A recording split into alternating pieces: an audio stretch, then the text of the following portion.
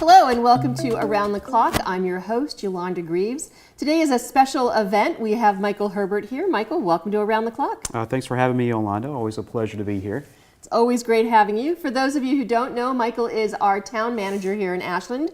And on today's show, we are just going to talk about the special town meeting that is coming up on Tuesday, November 14th. It starts at 7 p.m. at the Ashland High School. That's correct. And you're having a forum beforehand for people with questions? I will be. I'll be having a forum. Typically what I try to do is have one a week before a town meeting. So accordingly, this year we will be doing a town managers forum on November 7th, starting at 6:30 p.m. in the Board of Selectmen's meeting room.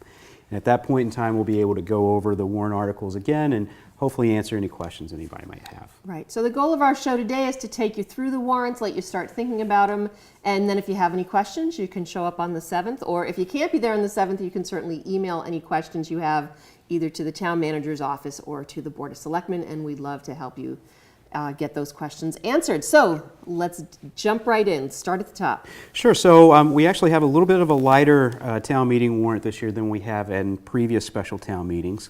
17 articles this year.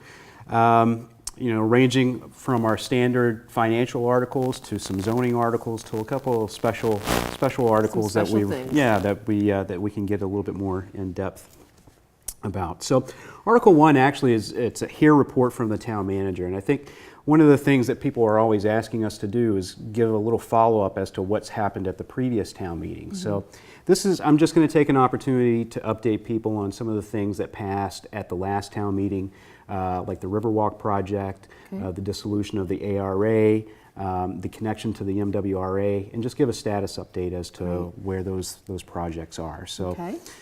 We have made some progress, but I think it's important for everybody to know what's going on. Good. So Article 2, it's one of those articles that has a lot of moving pieces to it. It's probably the one that is the most complicated, and that is the allocation and appropriation of our free cash. So before you go into the allocation of the free cash, just remind people what is free cash, because it's not free and it's not cash. It's not free, it's not cash, as I always like to say.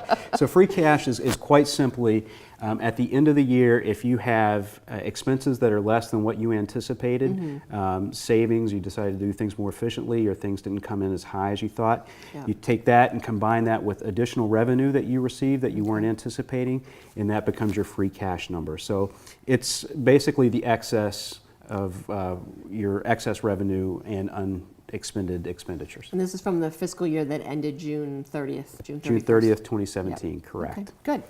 So what are some plans for it this year, and how much are we expecting? So if you remember, what we did back in 2013 is we put together and established financial policies that helped dictate where we put those free cash, that free cash, and that was signed off on by the Board of Selectmen, the FinCom, and the school committee. And it was really designed to address our long-term liabilities and then also address any infrastructure and capital needs that we had. So we split them up into 3 buckets. Currently, actually 4 if you count the Special Education Stabilization Fund. So we have our Rainy Day Stabilization Fund, we have our OPA, which is Other Post-Employment Benefits Stabilization Fund, our Special Education Stabilization Fund, and then capital and one-time projects. This year we'll be putting them into 3 buckets. We have $1.6 million in free cash this year, a healthy number. And so what we will be doing is we will be appropriating $400,000 of that into our Rainy Day Stabilization Fund. That's actually very significant because that brings us up to the 10% mark. Yeah, that's a great achievement. That is a great goal. We had, in those same financial policies, established that we wanted to have a goal of 10% of our operating budget in our general stabilization or rainy day fund. And so with this appropriation of $400,000, we would have achieved that. Again, a tremendous win for the community. We would be looking at putting $300,000 towards our Other Post-Employment Benefits Fund. So other post-employment benefits are things like retiree health insurance. It's a liability that we now must carry on our books and account for. We only really started accounting for it about 4 years ago, again, using those financial policies. So again, we'll be asking for an appropriation of $300,000 into that fund. And then the last bucket is capital and one-time projects. So I'll start off with things that are on our capital plan. We will be looking at appropriating $300,000 total into capital, $167,000 worth of projects that we deferred at the annual town meeting in May. Okay. And then also a couple of additional projects as well. One being lighting engineering for the Route 126 or Pond Street project. Yep. And then also some money to engineer boilers in one of our schools, and then also town hall. Mm-hmm. So those are the capital projects. In terms of one-time expenditures, we're actually looking at making 2 one-time expenditures. First is for full-day kindergarten. Mm-hmm. One of the things that the superintendent and the school committee have identified as a major goal of theirs is to provide free full-day kindergarten for the community. It's something that the community has talked about for many, many years. Long time. A long time. The school department has basically restructured their budget in a sense that they will be able to handle the ongoing operating costs of full-day kindergarten, but they do need a one-time infusion of cash. So we would be looking at appropriating $250,000 for that. Okay. And then finally, last but not least, we'll be asking for an appropriation of $285,000 to finish the cleanup of Cadillac paint. Again, something this community has been talking about for over 2 decades. What this would actually allow us to do is to knock down the buildings and actually take out the contaminated soil or the remaining contaminated soil and replace it with clean soil. And for people, if you're not familiar with Cadillac paint, it is a site on the on Elliott Street on the other side of Route 126 heading toward the Sherborne line. So if you ever take the back way from Shaw's into Sherborne, it's on your right-hand side. Definitely an eyesore, definitely something that if we can get it cleaned up for the community, it would be a real asset. Absolutely. And again, it's just one of those projects that we can actually complete. We can finish and get it done. Get some things done. Exactly. Very nice, very nice. So that's Article 2, free cash allocations. Article 3 is the transfer of money that's in our OPEB stabilization fund balance to the OPEB trust.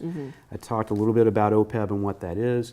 We actually have 2 vehicles right now that we fund to provide for that long-term liability. What we'd be looking at doing is putting money into the OPEB stabilization fund and transferring that money into the OPEB trust. And the trust is more of has investment vehicles, so we can put money in there and actually increase the funds while that they're sitting there. Yes, you can increase the rate of return. So we'll have a total of $2 million or approximately $2 million in that OPEB fund when this goes through. So again, very important.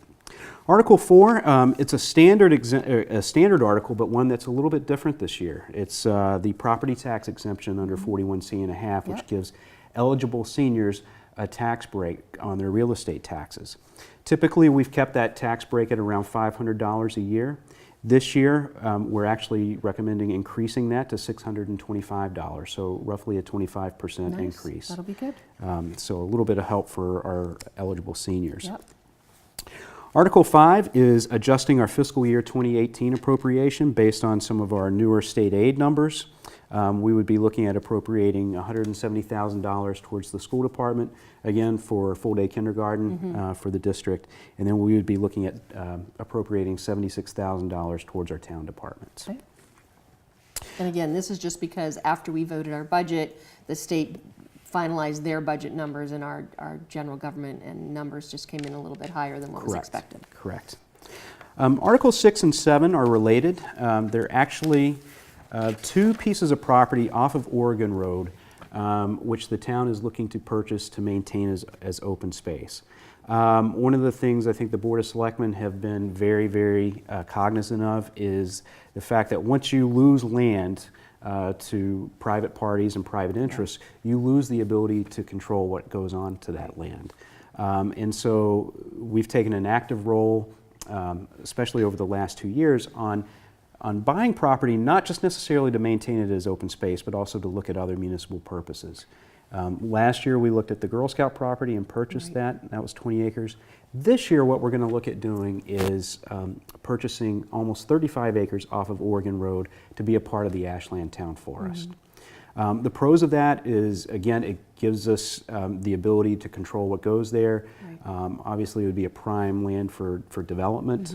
35 acres, we're doing a fiscal impact analysis already.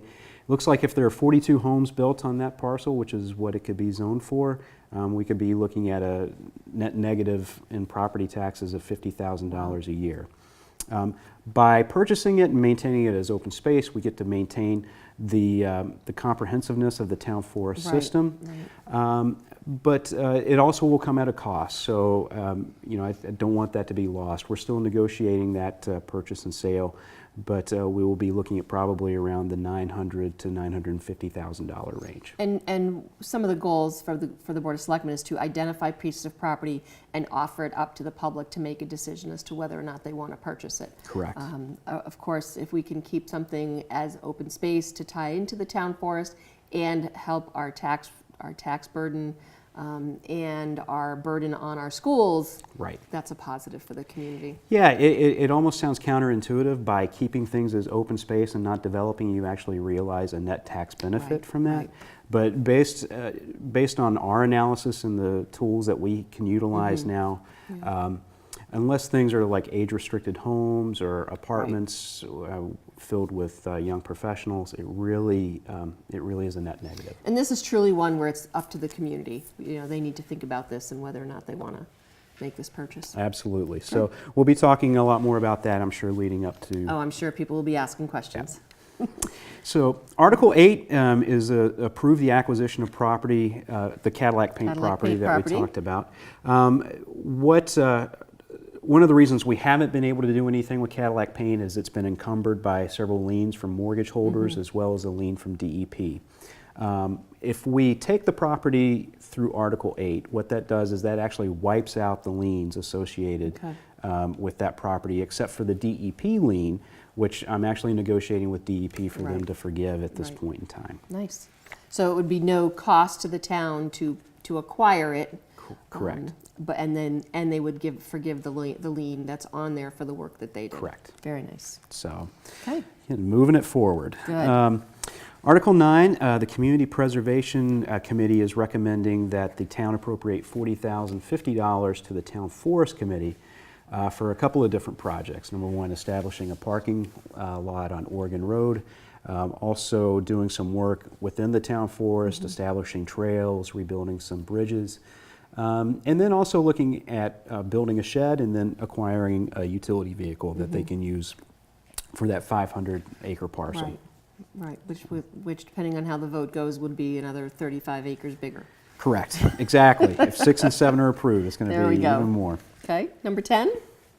Number 10 is to authorize the Board of Selectmen to enter into a conservation restriction with the Sudbury Valley trustees for a conservation restriction for a piece of property off of Oak Street, which is again adjacent to the town forest. That we acquired a number of years ago. Several years ago, I believe it was like actually 15 years ago, or maybe 10. I think there's a couple of votes associated with that. Okay. Article 11 is approving an easement for a multimodal path on that property that's known as the Rail Transit District. Okay. This is something that was negotiated as part of the Board of Selectmen's development agreement and the Planning Board's site plan decision. This is just getting town meeting approval for that easement. Okay. So there's no money associated with this, it's just allowing us to move forward with the easement, and we need approval by town meeting. Approval by town meeting, correct. Article 12 is the MBTA Access Road easement. Okay. So we needed to negotiate an easement with the landowner adjacent to the MBTA Access Road in order to put the sidewalk and multimodal path across that property.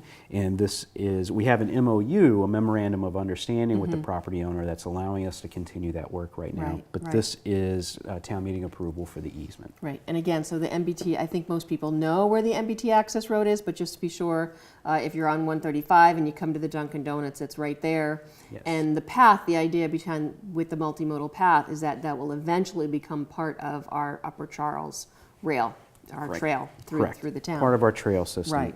Okay. So that's Article 12. Article 13 are a number of zoning changes packaged into one article. Okay.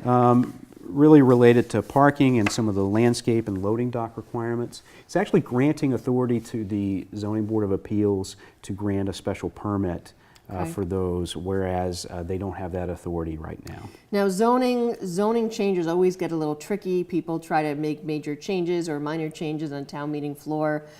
So talk us through this one, because as you said, there's a couple of different things. Mm-hmm. So off-street parking requirements, and again, this is just so that it's the ZBA that can be doing these rather than having to go through the planning board. Right. So, it's off-street parking requirements. That's the first section, and again, it states unequivocally that the special permitting granting authority would be the planning board unless the applicant is before the Board of Appeals for a special permit, and then or a variance, and then the zoning board of Appeals has the opportunity to grant that, grant those. The second section would be loading requirements. Again, stating that the special permit granting authority is the planning board unless that applicant is before the zoning board for a different reason. And then there are also general landscaping requirements and also site alteration special permits. So again, it basically states that the planning board is a special permit granting authority unless it's before the zoning board of appeals. So these are not changes in any of our zoning. This is just a matter of talking about who can be giving the special permit. Either the planning board if people are there, or the ZBA if they're already there. Correct. Good. Correct. So those are the zoning articles. I should point out that the zoning related articles will be having the planning board will be having a hearing on those on November 9th, I believe, starting at 7 p.m. Good. So people can go there and ask their questions. Correct. If necessary. Good. Article 14 is acceptance of a Massachusetts state statute that allows the local licensing authority, which is the Board of Selectmen, to authorize licenses to sell alcoholic beverages between the hours of 10 and noon on Sundays, the last Monday in May, and on Christmas Day or the following day. Okay. So pretty So straightforward. again, it's just, this is really adopting state law, and then we, the Board of Selectmen as the licensing, can then determine if it passes. Right. If it doesn't pass, then we can't do that. You don't have that discretion. We don't have that Correct. discretion. Great. Okay, 15. Article 15, this is one that has been generating some conversation amongst the community. It's it's amending the Town of Ashland bylaws to ban single-use plastic bags. Yep. It's being put forward by the Sustainability Committee. I know they've done a great job of trying to reach out to business owners and just regular residents to talk about the pros and cons of this. Yeah, and they had a forum at the library, so that was helpful. There was some good articles. There's been some discussion on Facebook, and I think when it was first coming out, people were like, well, what about our own town trash bags and some of these other things? So there are some things that are not covered in this. There are some still allowed. exemptions. There are Correct. still some exemptions, and yeah, so the Sustainability Committee has been doing a really nice job getting this pulled together. Yeah, they've done great work, and this is an article that has passed in towns around us. Right. So Yeah, we're not the first. we're not About the first. 55 other communities in Massachusetts have these. And if you go across the country, you see these very many other places. Yep. Okay. So Article 16 is again amending the Town of Ashland bylaws, specifically related to the Town Forest Committee. It basically cleans up some language regulating use in the town forest and what you can and can't do. This is being put forward by the Town Forest Committee. They've really taken an active role over the last couple of years in, I guess, promulgating the benefits and the activities that can happen within the town forest. And this is just, I think, a result of a lot of that work. And the town forest is a true gem. I mean, I think a lot of people don't think about it. It sits off of Winter Street. You don't really see it off of Oregon Road. And but there's a lot of great programs that happen there, and just it's a great place to go and just walk and enjoy. I mean, they do a great job maintaining it. And it's all, the thing to remember for people is that the work that gets done there is volunteers. So it's the volunteers maintaining it and working to get these bylaws passed. Yeah, that's something we really, I think, need to do a better job of collectively as a town is acknowledging our volunteers and respecting the work that they do. Yeah. You know, they don't do this for pay, they don't do this for glory, they do this because they are passionate about the subject area that they're working in. Yeah, I mean, I know for the Sustainability Committee, it's because they're really invested in making us a green community. We are a green community, but can they make us greener? And for the town forest, I think that's a group that loves the town forest and wants to see it maintained and taken care of. Exactly, Great. exactly. So they've done great work. And last but not least, Article 17 is actually an extension of the marijuana moratorium. This is for recreational marijuana. Currently, there's a moratorium in place that does not allow recreational marijuana establishments to set up before June 30th of 2018. Right. So what this is going to do is it's actually going to extend that end date to December 31st, 2018. Right. We're doing that for a number of different reasons. I think first of all, the statewide regulations regarding recreational marijuana have still not been finalized. There's still a lot of discussion as to what's happening. Very difficult for communities. Exactly. And then I also think, and correct me if I'm wrong, the Board of Selectmen, I think, are looking towards putting a ballot question on the ballot to whether or not to ban recreational marijuana here in Ashland. I think that's an accurate statement. I think in the people that I've spoken to, they've said, I might have approved recreational marijuana in the state of Massachusetts, but does that necessarily mean I want it in Ashland? Right. And I think we need to do a better pulse, see what the community really wants in regards to allowing recreational marijuana in our borders. I mean, there's other places that are actively pursuing and looking to have it. So I think we need to decide as a town if that's something we really want to do here. Yeah. So that's Article 17, and that is the special town meeting warrant for November 2017. From what you've been hearing, any hot spots or anything that you think will bring about a lot of debate and discussion? I'm not necessarily sure that there's going to be a huge amount of discussion about any one of these articles. I think one of the things that we've collectively tried to do is, I think we're doing a much better job as town government, town leadership, in hearing what residents want. And I think we're trying to put together town meeting warrants and just policies in general that reflect a lot of that. So I think the ones that we talk about in Article 2, the free cash, those projects, those things that we're trying to do are in line with what we're trying to do as a community. Right. Same thing, with the Cadillac paint article, taking that property, and then also with the property associated off of Oregon Road. Especially with regards to Cadillac paint, anytime you start talking about things like eminent domain or taking a property, that always brings up a whole host of emotions within a community. But I think once you talk about it in terms of mechanics and, that there's, you have to call it by this, even though it might not necessarily be as aggressive as it sounds. And then you lay out the purposes for why you're doing what you're doing and show how it lines up with the goals of the community. I think people are generally open-minded enough to understand that, but we'll see. We'll see. Yeah. So if people are interested, if you are not registered to vote, you can register up till Friday, November 3rd, and then you can come and participate in town meeting. We encourage every and all registered voters, if possible, to come and participate. It's your town and your tax dollars trying to be used, so certainly we want your input. Any other last notes on town meeting that you'd like to tell our viewers? No, I will say that I have been pleased. I think over the last few town meetings, in general, the discourse has been, I would say, relatively positive. It doesn't mean that people don't disagree, but I think in general, people have been respectful at town meeting. Doesn't necessarily follow the discourse in regular meetings that happen within town hall, but so I've been very pleased with that, and I think there's just a more collaborative spirit at town meeting. So I'm hoping that we can continue that on November 14th. Okay, and after November 14th, we'll have potentially another special town meeting in the winter, January, February, to talk about some other issues. Yeah, there's a number of items that didn't make it to the warrant because of whether because they deserve their own special town meeting. Special town meeting. Or we just weren't able to kind of put things in place. But I think we would be looking at potentially a revision of the charter.